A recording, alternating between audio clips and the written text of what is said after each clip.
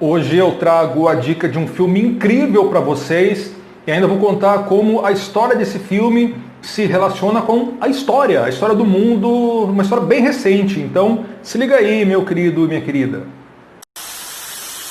Salve, salve pessoa! Seja bem-vinda, seja bem-vindo. Eu sou o professor Enéas e esse aqui é o canal Fundamental da História. Se você está chegando aqui pela primeira vez, amiguinho, faça o favor, amiguinha, se inscreva no canal, deixa o like no vídeo.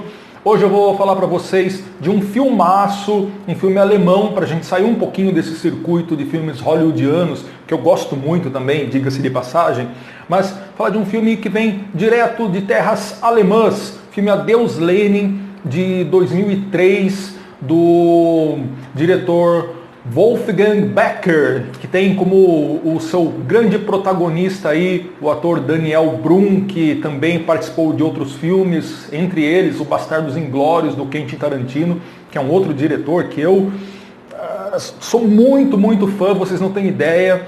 Um elenco maravilhoso, tá, gente? Tem Chopin Kamatova no papel de Lara, que é a namorada do protagonista no filme. Tem a Katrin Sass, que faz o papel da Christiane, que é a mãe do personagem principal do Daniel Brühl, né, que é o Alexander. E também a Maria Simon, que faz a Marianne, irmã do personagem. Esses quatro aí vão fazer, na verdade, quatro personagens são o principal eixo do enredo do filme. Esse filme ele se passa num momento importante da história do mundo, que é a desagregação da União Soviética, a queda do Muro de Berlim, a derrocada do socialismo no contexto da Guerra Fria. Então é muito legal fazer um paralelo do filme, que por si só já valeria a pena ser assistido, mas também com essas imbricações aí, mostrando as relações entre ficção e realidade. O personagem principal, o Alexander, ele vive na Alemanha Oriental, ou como o nome mais formalmente dito, na República Democrática Alemã. E pessoas, eu estou falando de Alemanha Oriental, significa que existiam a Alemanha Oriental, mas também a Alemanha Ocidental, ou seja, duas Alemanhas. E para isso é importante a gente entender um pouquinho do contexto do que foi essa divisão da Alemanha e de um evento maior chamado Guerra Fria. Naquele momento, em 1989, o mundo era dividido em dois blocos, um liderado pelos Estados Unidos, outro pelo extinto país chamado União Soviética, que na verdade era um conjunto de países. Como que funcionava isso, né? Os Estados Unidos encabeçava aí o que nós chamamos de capitalismo, ou seja, uma corrente da economia, da sociedade que tem algumas características, como por exemplo, primar pelas liberdades individuais, pela livre concorrência entre a empresa e a iniciativa privada, ações muito grandes aí da iniciativa privada na economia. Enfim, acho que liberdade é a palavra-chave, né? Liberdade econômica nesse sentido. E também, lógico, né, tudo isso resultando num processo de eficiência dos serviços, de desenvolvimento tecnológico, por exemplo. Já o socialismo, encabeçado pela União Soviética, caminhava por um outro viés, suprimindo liberdades individuais, sempre pensando em primeiro lugar em prol do coletivo. Pelo menos isso na teoria, tá? E aí você tem o quê? Menos liberdade também da iniciativa privada e muito mais força do Estado, da coisa pública, que seria a grande guardiã desse benefício coletivo em prol de todos. A palavra-chave no socialismo não é liberdade, mas sim igualdade. Nesse mundo dividido, os países ou estavam do lado do capitalismo americano ou do socialismo soviético, mas isso se remete a um período ainda anterior, lá no fim da Segunda Guerra Mundial. Pois acreditem, Estados Unidos e União Soviética foram aliados na Segunda Guerra Mundial. Como assim aliados? Eles não eram tão diferentes, não tinha uma disputa, inclusive tecnológica, espacial, científica, armamentista entre os dois países. Eles não eram concorrentes entre si? Sim, mas durante a Segunda Guerra Mundial, ambos tinham um inimigo comum, o nazifascismo.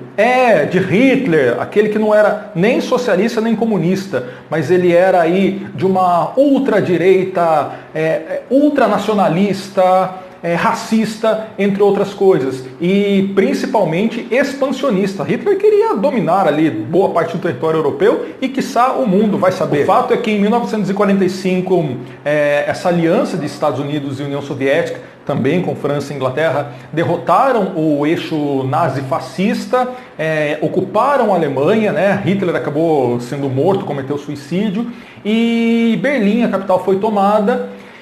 A partir desse momento, né, no período pós-Segunda Guerra, essas grandes potências passaram a buscar hegemonia no mundo todo. Inclusive, eles queriam saber quem teria influência sobre a Alemanha. E aí que ocorreu a famosa divisão da Alemanha em zonas de influência, algumas ocupadas aí pelas potências capitalistas, principalmente pelos Estados Unidos, e outra parte foi dividida ficando para a União Soviética. O mesmo aconteceu com a capital Berlim, que teve áreas de influência capitalista dos Estados Unidos e socialista da União Soviética. Inclusive, alguns anos depois, foi construído o famoso muro que dividiu a cidade de Berlim, o Muro de Berlim, construído pelos socialistas, para que a mão de obra, né, as pessoas não migrassem do lado da chamada Berlim Oriental ou socialista para Berlim Ocidental ou capitalista. É nesse contexto que vão surgir as duas Alemanhas, a chamada República Democrática Alemã, ou Alemanha Oriental, ou Alemanha Socialista, ou Alemanha aliada à União Soviética, e do outro lado, República Federal da Alemanha, que pode ser também Alemanha capitalista, ou Alemanha aliada dos Estados Unidos, ou então Alemanha Ocidental.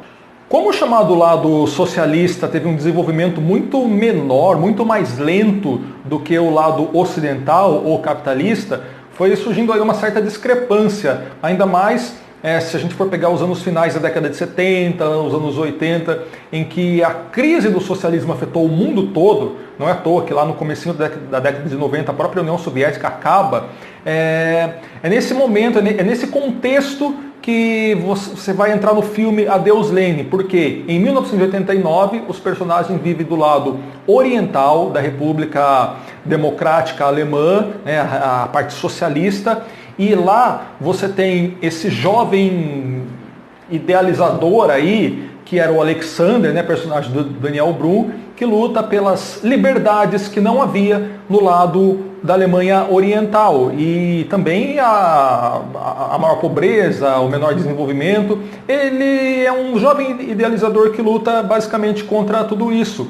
O problema é que a mãe dele, isso demonstra até um conflito de gerações aí, ela é uma defensora ferrenha, uma funcionária do socialismo alemão, né? Então, ela faz parte, ela acredita, é como se fosse uma causa de vida dela lutar pelo socialismo contra esse abominável mundo capitalista, por exemplo, da Alemanha Ocidental, dos seus vizinhos, do lado de lá. Eu vou tentar dar o mínimo de spoiler possível, tá, gente, sobre o filme, porque vale muito a pena assistir. Nesse momento de 1989, a onda de manifestações pelo fim do socialismo, pela reintegração, né, da Alemanha, pela reunificação dos dois países, tendo como o eixo norteador aí o capitalismo defensor das liberdades, acontece algo inusitado. A mãe do personagem, a Christiane, ela sofre um piripaque, ela tem um ataque fulminante ali do coração e ela vai parar no hospital e fica em estado de coma. O detalhe é que são 8 meses adormecidas no leito em coma. E galera, olha só, acontece muita coisa em 8 meses. Por exemplo, veio a reunificação da Alemanha. O capitalismo triunfou, o socialismo se desintegrou e a Alemanha se reunificou finalmente, prevalecendo agora um país livre e democrático. O que isso tem a ver com o filme? Tem tudo a ver, porque após todos esses acontecimentos que foram assim impactantes para o mundo todo, a Christiane, a mãe do personagem Alexander, ela acorda, ela desperta do coma. Então os médicos chamam o seu filho e a filha também, e ele é bem taxativo, o médico, para os dois. Ele diz o seguinte: olha só, a sua mãe despertou, mas ela não pode passar por fortes emoções, senão pode ser que isso seja fatal. Agora você imagina você adormecido, adormecida, e depois você desperta num mundo completamente diferente, no qual tudo aquilo que você lutava e acreditava já não fazem mais parte da realidade. E se você descobrir, por exemplo, que tudo aquilo que você vivenciou a sua vida toda já não faz mais sentido, será que isso não seria motivo para você sofrer fortes emoções e de repente ter outro piripaque? É aí que vai entrar as habilidades do Alexander, porque ele vai fazer de tudo para que a mãe não perceba que o muro de Berlim caiu, que a Alemanha foi reunificada, e mais que isso, ele vai querer que ela acredite que a Alemanha Oriental socialista continua mais forte que nunca, e olha só, que venceu a Guerra Fria, inclusive. E para isso ele vai mobilizar praticamente a família, vizinhança e tudo mais que ele puder. Ele vai colocar a mãe dentro de um quarto e vai tentar recuperar, resgatar todos aqueles elementos da desintegrada Alemanha Oriental. A sua irmã, que deixou se seduzir pelo capitalismo, ela vai ser funcionária do Burger King, se eu não me engano, aquela coisa consumista, né, de consumismo, felicidade, Coca-Cola, Nike, toda aquela coisa que a gente já sabe.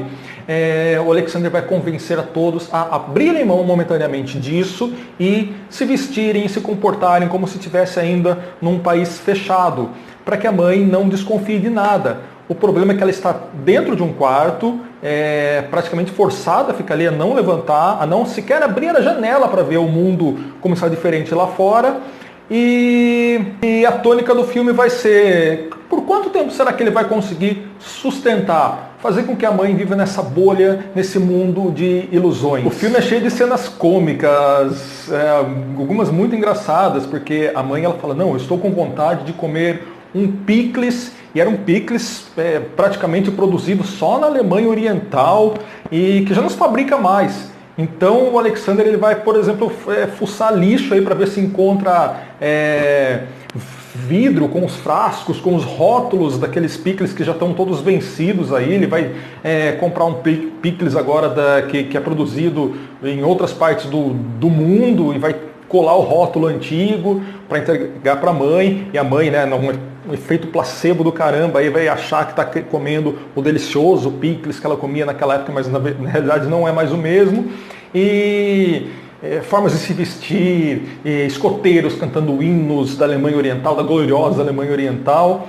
E parece que tudo vai dando certo. No meio disso tudo, família, a namorada, a Lara, vai entrar em conflito com o Alexander, achando que ele está indo longe demais, enganando a mãe.